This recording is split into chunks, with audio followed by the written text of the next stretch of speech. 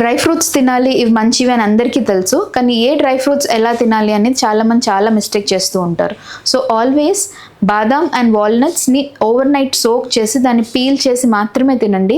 Walnuts is rich in omega 3 fatty acids, weight loss and children brain డెవలప్మెంట్కి చాలా use అవుతుంది. And comes to కిస్మిస్ and కాజు, కిస్మిస్ డైరెక్ట్గా తింటేనే బెటర్.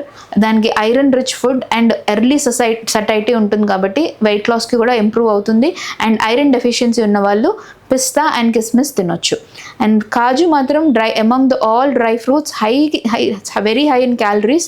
చిన్నపిల్లలకి సేఫ్లీ హ్యాపీగా ఇవ్వచ్చు. పెద్దవాళ్ళు మాత్రం కొంచెం కాషియస్గా ఉండండి. రోస్టెడ్ కాజు అని, మళ్ళీ కాజుమైన పెప్పర్ కాజూస్ అండ్ చిల్లీ కాజు ఇలాంటివన్నీ అవాయిడ్ చేయండి.